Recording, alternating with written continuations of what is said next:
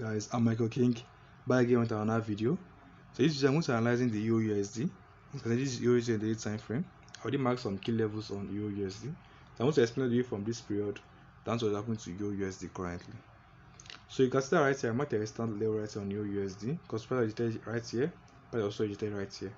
And when price rejected, price fell down all the way to this point right here, as you can see. And price met a support level right here, as you can see. So this support level right here, rejected price. And price met a resistance level right here. So it means during this period, we had the resistance level right here and another resistance level right here. So this level right here rejected price, and price fell once again to this point, and price rejected, as you can see, and price went up a little bit, but midway price rejected and price fell down all the way to this point right here, and price met a new support level right here, as you can see. So this support level right here rejected price, and price made an upward movement to test this level. And if you look at past data, you can see that this level was once a support level right here, as you can see. So that acted as a resistance level for EURUSD, and retail price and price fell right here until eventually price fell down all the way down to this point right here, as you can see. So currently on EURUSD, this is the major support level right here for EURUSD, and until price can go below this level, this will remain the major support level for EURUSD. So this level right here, retail price and price made an upward movement to test this level that was once a support level right here, as you can see. So this level now is retail price and price fell down all the way to this point. So right now I'm going to use the H4 time frame so can be a wider view of what's happening to EURUSD currently. So this is EURUSD on the H4 time frame, and this was when price fell down all the way to this point to test the major support level right here, as you can see.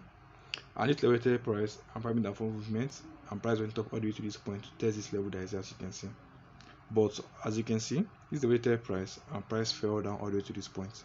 So currently on EURUSD and H4 time frame, this is the major resistance level and this is the major support level. So this minor level right here, as you can see, is from past data. As you can see, it was once a support level right here. So that is why I still maintain this line. So this is the level right here.